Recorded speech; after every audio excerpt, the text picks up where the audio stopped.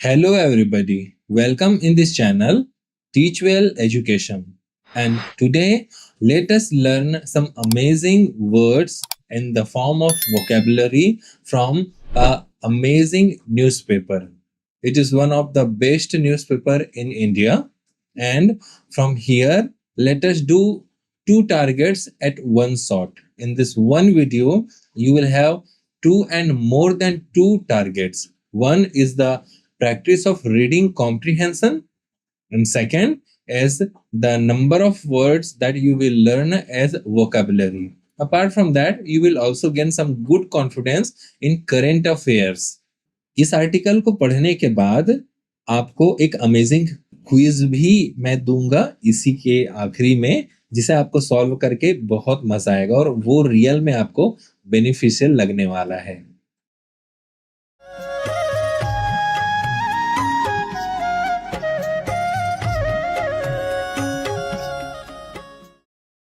तो अगर हम इसे स्टार्ट करने के बारे में बात करें तो सबसे पहला स्ट्रेटेजी तो यही होना चाहिए कि इससे पहले कि मैं पढ़ूं, इसे प्लीज आप एक बार अच्छे से पढ़ लीजिए। इस पूरे आर्टिकल को आप थोड़ा सा स्क्रीन को जूम कीजिए और पूरे के पूरे आर्टिकल को बहुत अच्छे से आप एक बार जरूर पढ़ लीजिए, ताकि आप इसको पढ़कर खुद से एक बेसिक कॉम्प्रिहेंशन की अंडरस्टैंडिंग रख सकें। जब मैं पढ़ाऊं तो उसे कंपेयर कर सकें, कितना मैच किया, कितना सही इंटरप्रेट किया आपने, कितने इंपॉर्टेंट वर्ड्स और पैटर्न को मार्क कर पाए। सो आपने इसे पॉज करके पढ़ लिया होगा। अगर पढ़ लिया है तो चलिए शुरू करते हैं। US moves 12.5% tariff on India for failure to enforce forced labor regulations। तो एक इंपॉर्टेंट वर्ड जो आपको यहाँ पर समझना है वो है मूव्स, और उसका मीनिंग क्या होता है वो आगे हम समझेंगे। The US government has proposed to levy a tariff of 12.5% on imports from 54 countries, including India, that it says have failed to impose and effectively enforce prohibitions on the import of goods produced using forced labor। तो US का कहने का मतलब है कि US ने एक tariff propose किया है, 12.5% का प्रपोज किया है। तो मूट का जो एक्चुअल मीनिंग होता है वो यही ही होता है, ठीक है। ये यहाँ पर सिनोनिम की तरह यूज हुआ है कि 12.5% इंडिया के ऊपर टैरिफ लगना चाहिए। इंडिया से जो सामान अमेरिका जा रहा है उसमें एक्स्ट्रा 12.5% टैक्स लगेगा। क्यों? क्योंकि इंडिया ऐसे देशों से सामान इंपोर्ट कर रहा है, मंगा रहा है अपने देश में, जहां से जो प्रोडक्ट फोर्स्ड लेबर, बंधुआ मजदूरी या जबरदस्ती के मजदूरी के आधार पर बनता है। फोर्स्ड लेबर से बहुत सारी चीजें हैं। अगर आप साउथ एशियन कंट्रीज में देखेंगे या ईस्ट एशियन कंट्रीज में देखेंगे, वियतनाम, मलेशिया, कंबोडिया, इस तरफ के कंट्रीज में देखेंगे तो सोलर पैनल के पार्ट्स, बैटरी के पार्ट्स, ऑटोमोबाइल्स के पार्ट्स और फूड फिशरीज के जो आइटम्स होते हैं, प्रोडक्ट होते हैं, वो सब ऐसे ही होते हैं जिसमें पूरी तरीके से क्लियर कट मार्जिन कर पाना कि ये फोर्स्ड लेबर का है और ये फोर्स्ड लेबर का नहीं है, बहुत डिफिकल्ट होता है, नेक्स्ट टू इम्पॉसिबल होता है। तो इसको बेसिस बनाकर इंडिया के ऊपर 12.5% टैरिफ लगाने का प्रपोजल आया है, मूट किया गया है, सोचा गया है। In response, the Indian government has said it remains engaged with the US government regarding their developments as well as the finalization of an interim agreement on trade। इसमें कोई बहुत खास इंपॉर्टेंट चीजें नहीं है। The Office of the US Trade Representatives, US Trade Representatives, USTR, had in March this year launched an investigation under Section 301 of the US Trade Act of 1974 to look into whether its trade partners were taking enough steps to stop the import of goods and made using forced labor। तो बात ये है कि मार्च के समय से US trade representatives, वहां की एक बॉडी है जो इंडिया का और यूएस का जो ट्रेड एग्रीमेंट हुआ है 1974 का, उसमें जो क्लॉज लिखा है उसके बेसिस पर इन्वेस्टिगेशन किया, जांच पड़ताल किया और ये पाया कि इंडिया अभी भी वो प्रोडक्ट आयात करने में, इंपोर्ट करने में लगातार जारी है जो फोर्स्ड लेबर से बनता है। बात दरअसल ये है क्योंकि अमेरिका का सुप्रीम कोर्ट ने, जो डोनाल्ड ट्रंप गवर्नमेंट ने, एडमिनिस्ट्रेशन ने टैरिफ लगाया था 50% का इंडिया के ऊपर, उसे इलीगल या नॉन अनकॉन्स्टिट्यूशनल डिक्लेयर कर दिया था, तो जिसके कारण वो कैंसिल हो गया। अब ये दूसरा तरीका है घुमा फिरा के इंडिया के ऊपर जबरदस्ती का टैक्स लगाने का। तो ये एक्सपर्ट्स का कहना है, लेकिन इंडिया को क्योंकि ये टर्म्स में बंधा हुआ है इसलिए ये सीरियस बात तो है ही, क्योंकि अगर ऐसा होता है तो इसके और बहुत सारे इश्यूज और डिफिकल्टीज इंडिया को फेस करना पड़ेगा। The latest tariff announcements as part of this investigation are not final as yet। अभी ये फाइनल नहीं हुआ है और इसी का मतलब है proposal. Countries including India can submit request to take part in public hearings by June 22, submit written comments by July 6 and participate in the public hearings on July 7। तो जुलाई 7 में पब्लिक हियरिंग है, उसमें इंडिया भी शामिल हो सकता है जो अमेरिका में है, ऐसा कहा जा रहा है। टूल टू इम्पोज टैरिफ, तो जो अभी मैंने आपको समझाया ना कि किस तरीके से घुमा फिरा के जबरदस्ती टैरिफ इम्पोज किया जा रहा है, वही चीज यहाँ पे लिखा है। According to trade experts, investigations under Section 301 was seen as a tool for the US to impose tariffs on its imports after the country's Supreme Court in February struck down the reciprocal tariffs, जैसा मैंने बताया, including the 50% levied on India that had been imposed by US President Donald Trump. The results of this investigation indicate that the acts, policies, and practices of India related to the failure to impose and effectively enforce a forced labor import prohibition are unreasonable and burden or restrict US commerce। तो US में जो commerce है उसमें बोझ डाल रहा है India का अभी भी उन गुड्स को इंपोर्ट करना जो फोर्स्ड लेबर के बेसिस पर बन रहा है।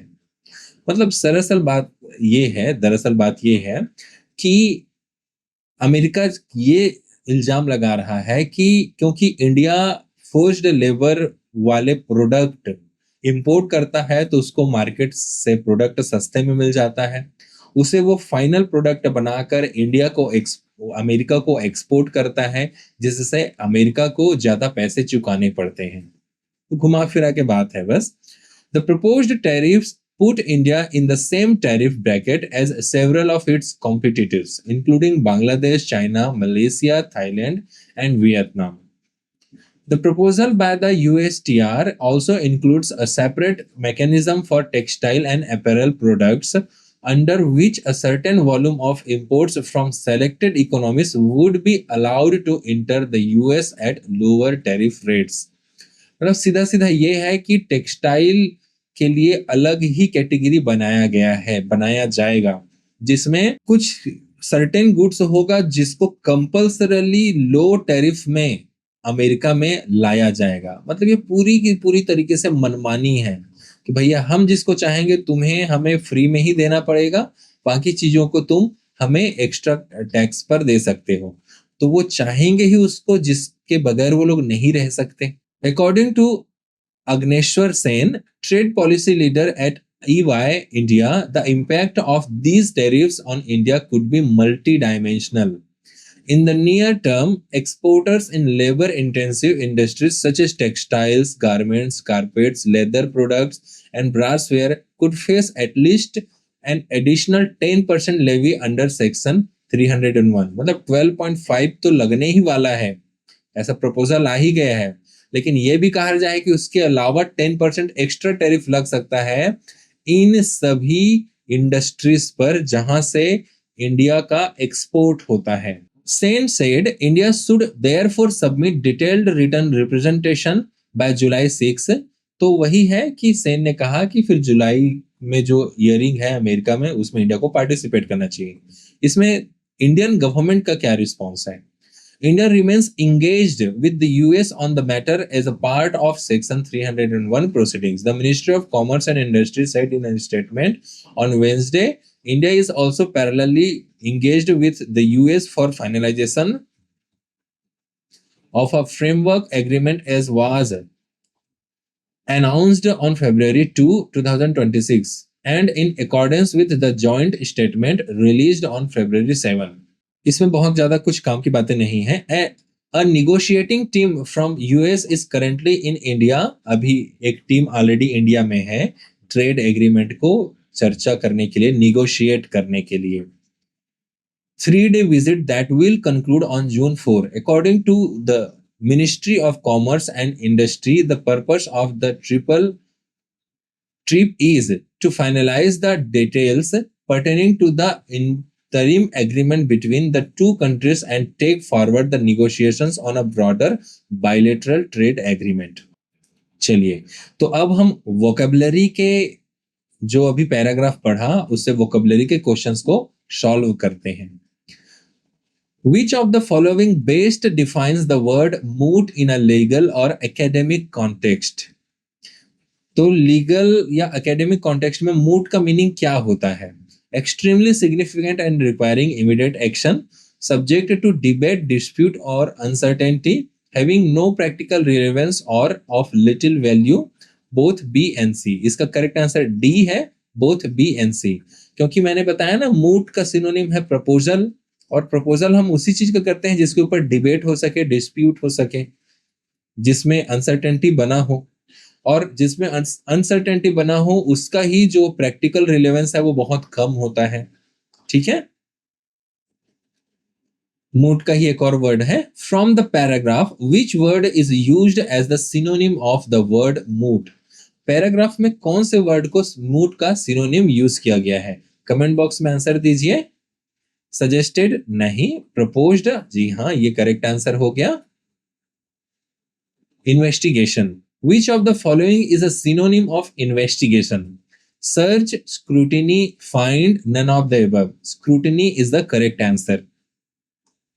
Goods, which of the following option is the correct synonym of the word goods?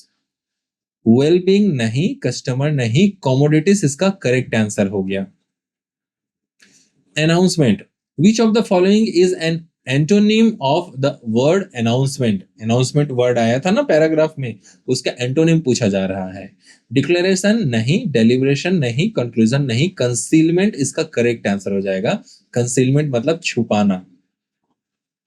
Reciprocal, which of the following options best describes the word reciprocal? आपको रेसिप्रोकल का मीनिंग बताना है।